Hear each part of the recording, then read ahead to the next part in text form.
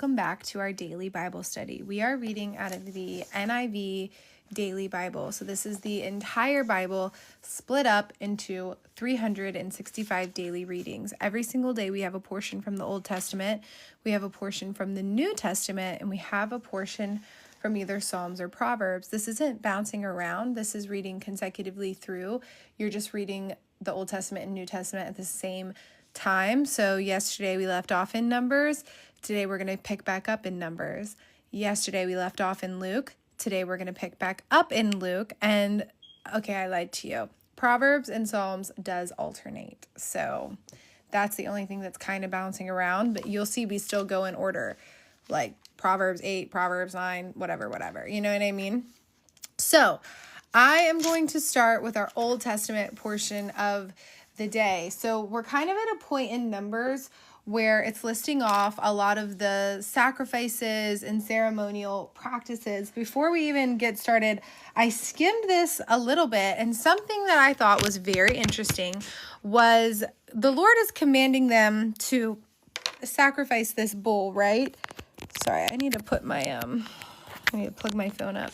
The Lord is commanding them to sacrifice this bull, but the people who sacrifice the bull are going to be considered ceremonially unclean until morning, which is interesting because it's like they're doing what God told them to do. Why are they considered ceremonially unclean if they're doing the Lord's work? I don't have an answer. I don't know why they're considered ceremonially unclean. I don't want to say that sometimes God wants you to do unclean things. I don't think that is what it is.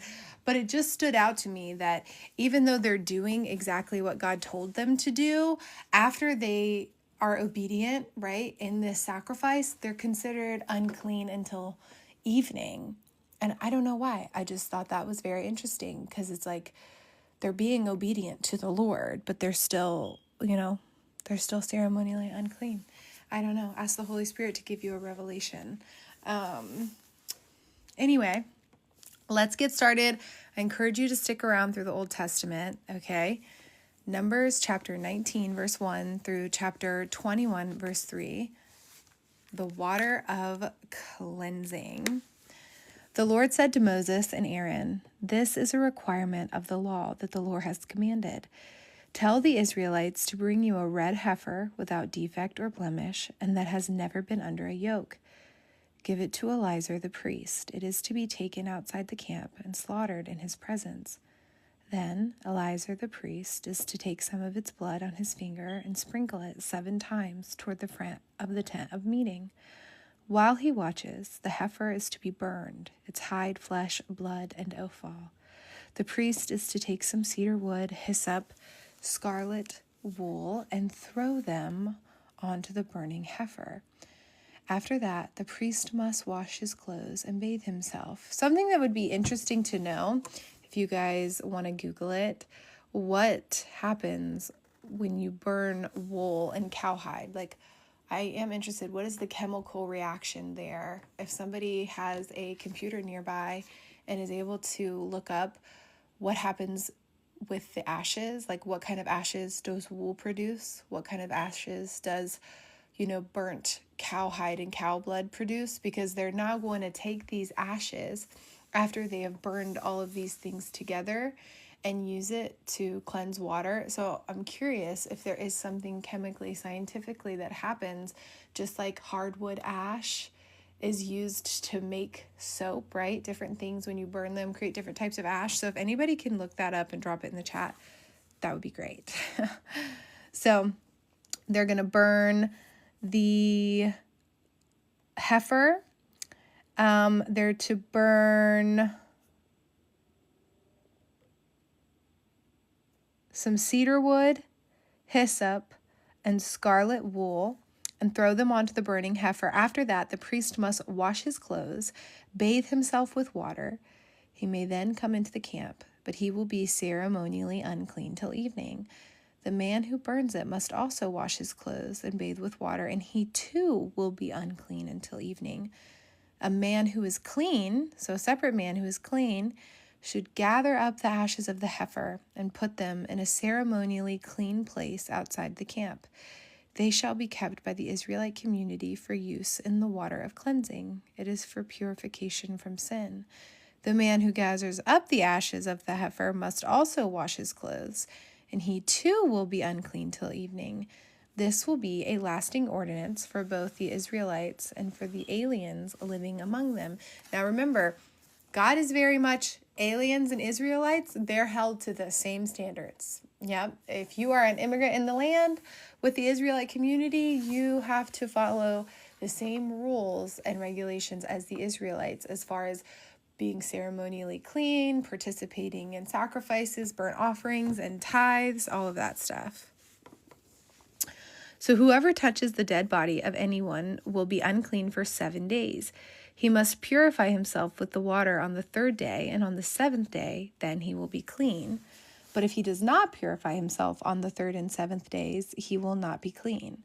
Whoever touches the dead body of anyone and fails to purify himself must be cut off from Israel. Because the water of cleansing has not been sprinkled on him, he is unclean. His uncleanness remains on him. So the ashes are then used in this water to be like a cleansing agent, okay? This is the law that applies when a person dies in a tent. Anyone who enters the tent and anyone who is in it will be unclean for 7 days, and every open container without a lid fastened on it will be unclean. Anyone out in the open who touches someone who has been killed with a sword, or someone who has died a natural death, or anyone who touches a human bone or a grave will be unclean for 7 days. And so a lot of these are sanitary practices, right? Like in this culture, you're not allowed to pick up roadkill. You're not allowed to touch dead bodies. It's interesting that they say if someone dies in a tent and a container is left open, that container is unclean because there could be bacteria in the container. For the unclean person, put some ashes from the burned purification offering into a jar and pour fresh water over them.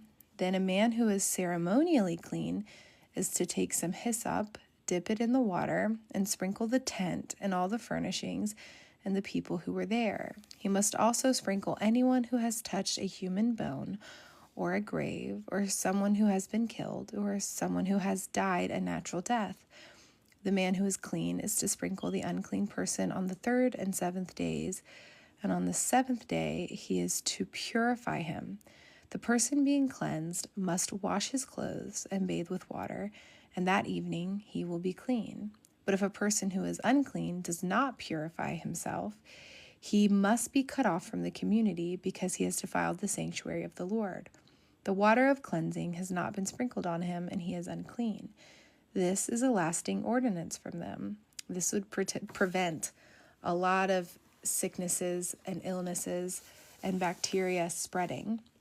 So the man who sprinkles the water of cleansing must also wash his clothes, and anyone who touches the water of cleansing will be unclean till evening. Anything that an unclean person touches becomes unclean, and anyone who touches it becomes unclean until evening. This is interesting, you guys. Do not skip the Old Testament because it lays the foundation for the New Testament, darlings. If you think about the New Testament story of the woman who has the issue of blood, who touches the hem of Jesus's garment, right? She is considered unclean because of her illness, because of her bleeding, right? She is considered unclean, okay? And anyone that touches an unclean person becomes unclean till evening, right? So back in those days,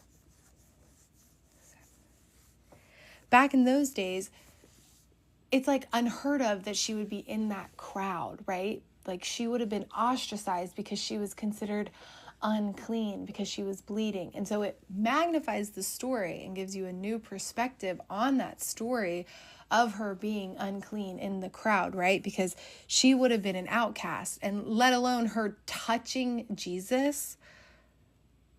Like, what? That would have made him unclean, right? That would have been so like, so I know that sometimes reading these Old Testament rules,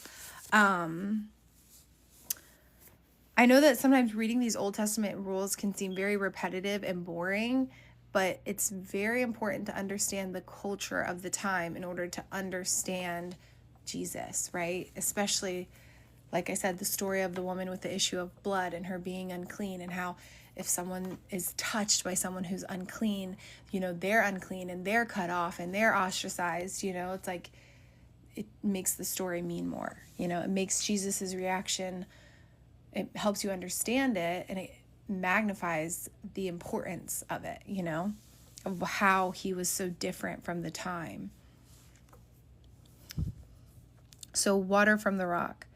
In the first month, the whole Israelite community arrived at the desert of Zin, and they stayed at Kadesh. There, Miriam died and was buried. Now there was no water for the community, and the people gathered in opposition to Moses and Aaron. They quarreled with Moses and said, "If only we had died when our brothers fell dead before the Lord.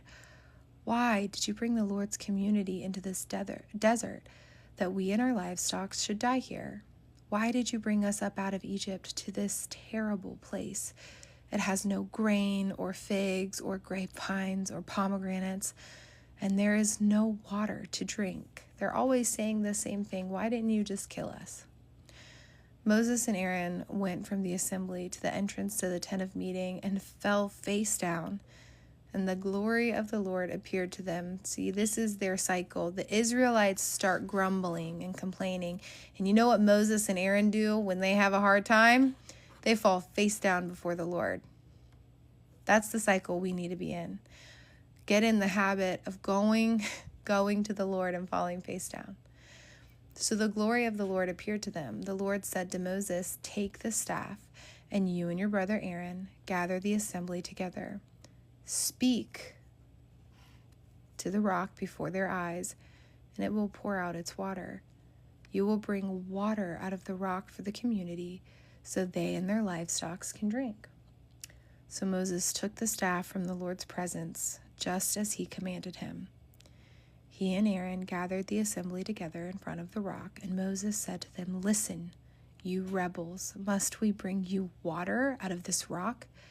Then Moses raised his arm and struck the rock twice with his staff. Water gushed out, and the community and their livestock drank. But the Lord said to Moses and Aaron, "Because you did not trust in me enough to honor me as holy in the sight of the Israelites, you will not bring this community into the land I give them." The issue here is that God told him to speak to the rock, not strike the rock. Earlier, they had struck the rock, okay? So when they strike the rock this time, they're kind of not trusting God. They're like, "Okay, God, I know you told me just to talk to it, but I think I need to hit it too." That's the issue. It's easy to misunderstand that if you hadn't read that earlier passage. But the issue is God told them this time just to talk to the rock, not to hit the rock. So they disobeyed, right, by adding in their own little twist to the commandment.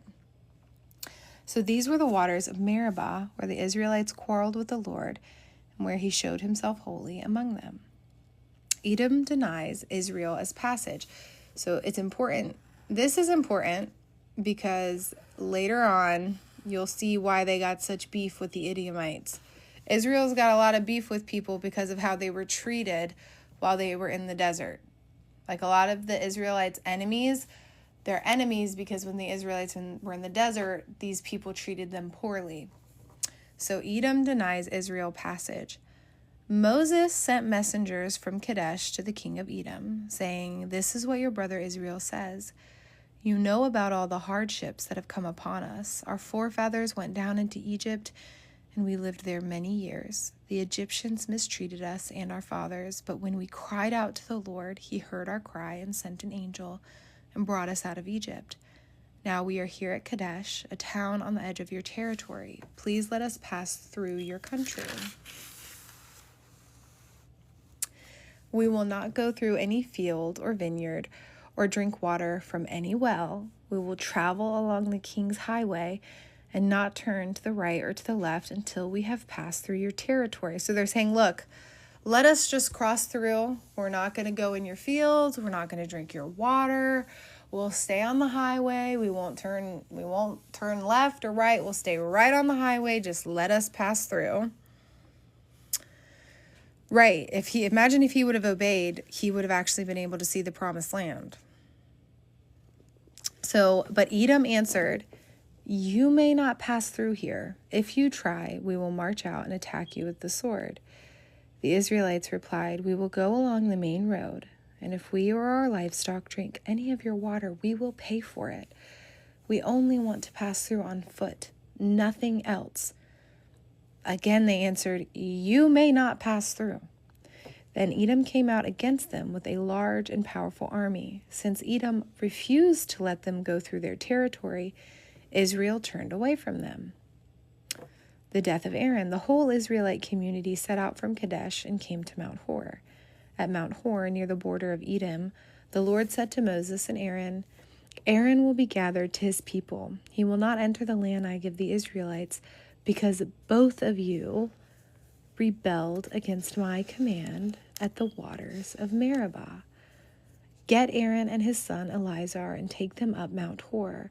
Remove Aaron's garments and put them on his son Eleazar, for Aaron will be gathered to his people.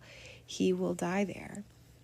Moses did as the Lord commanded. He went up to Mount Hor in the sight of the whole community. Moses removed Aaron's garments and put them on his son Eleazar, and Aaron died there on top of the mountain. Then Moses and Eleazar came down from the mountain, and when the whole community learned that Aaron had died, the entire house of Israel mourned him 30 days. Mind you, they were just complaining about Aaron.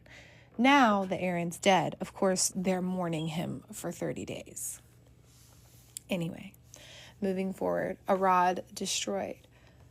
Now the Canaanite king of Arad, who lived in the Negev, heard that Israel was coming along the road to Atharim. He attacked the Israelites and captured some of them.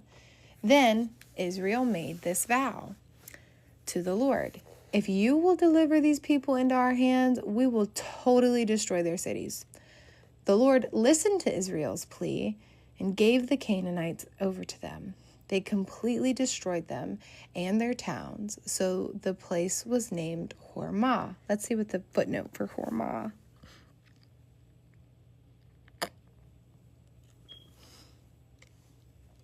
So Hormah means, the Hebrew term refers to the irrevocable giving over of things or persons to the Lord, often by totally destroying them.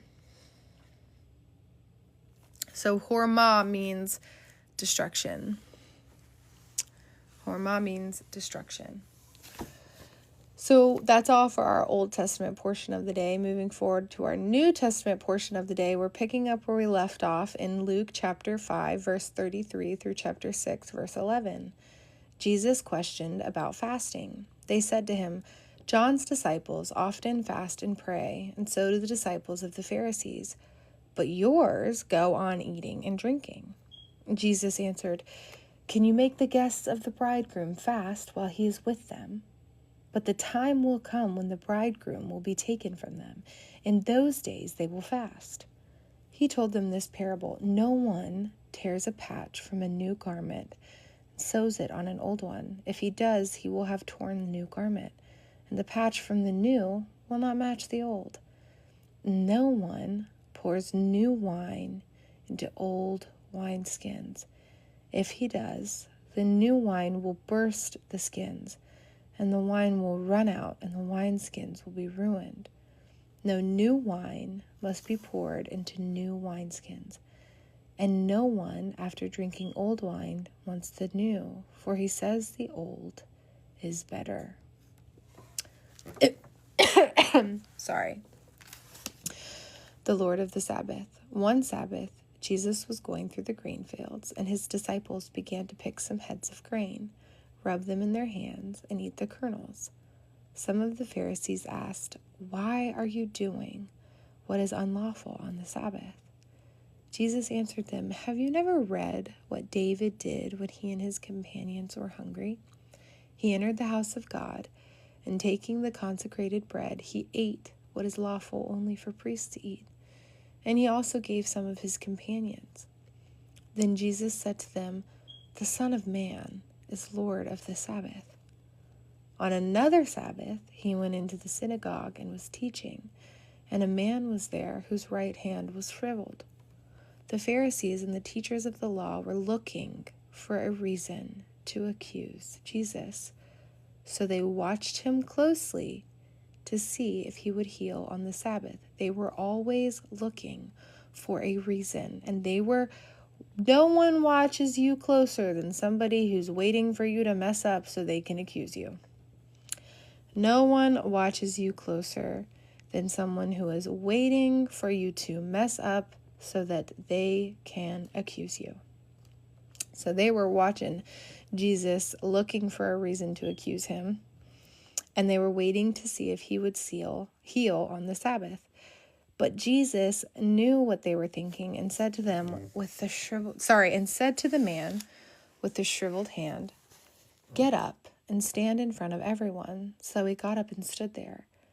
Then Jesus said to them, "I ask you which is lawful on the Sabbath, to do good or to do evil, to save life or destroy it?" He looked around at all of them and then said to the man, "Stretch out your hand."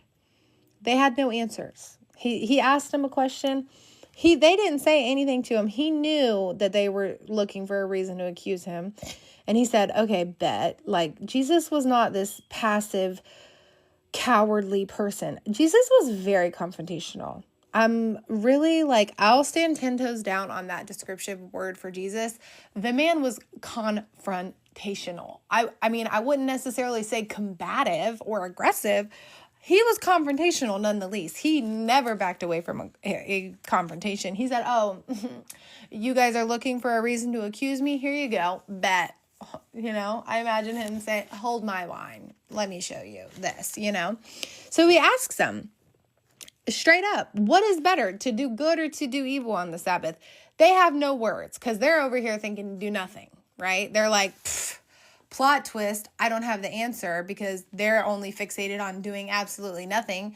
And he hits them with the question, do good or do evil? They have no answer because there is no right answer. But obviously the answer is to do good, right? But technically there is no law, right? Jesus always asks questions that make you use your critical thinking skills, because if he were to give you a yes or no answer, then people would still be stuck in the religious law. Yes, no, this is the rule. Jesus kind of wants you to have discernment and critical thinking skills, right? Because if you say yes or no, that puts the law in this very narrow box, but he wants you to be able to take these concepts and apply them more broadly, right?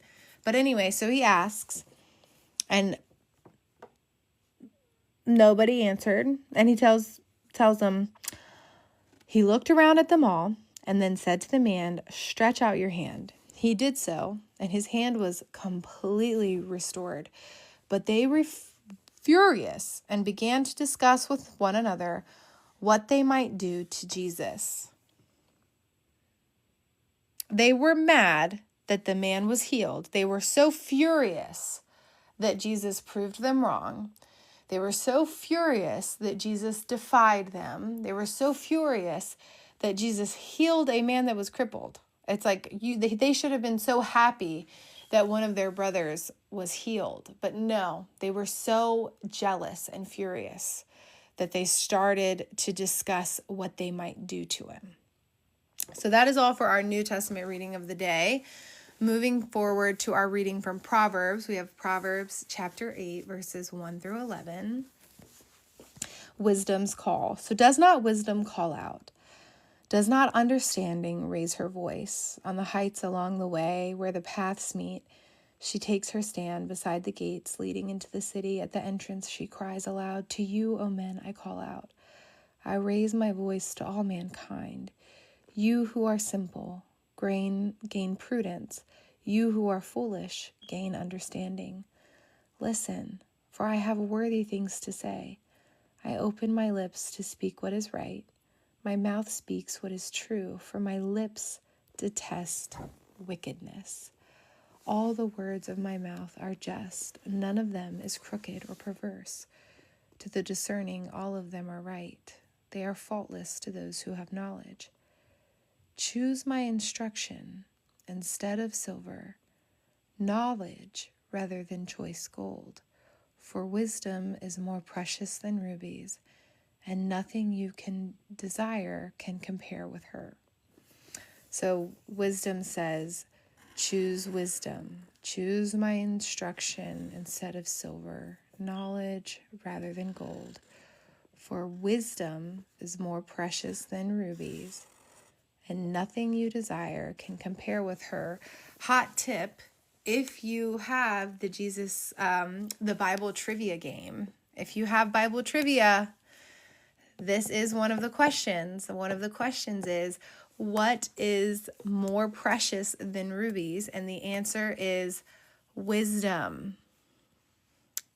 So that's a little cheat sheet for you all, that does appear in the Bible trivia that we do. The question is, what is more precious than rubies? And the answer is wisdom. So that is all for today. Thank you guys for tuning in. I hope you have a wonderful day, and I will see you all tomorrow. And if your goal is to read the Bible, we upload all of these Bible studies. We read the Bible every single day, and we upload them to our YouTube channel, which is prayer_warrior Bible study. So if you want to read the Bible in 1 year, go ahead and take that screenshot. So yeah. Bye, everyone.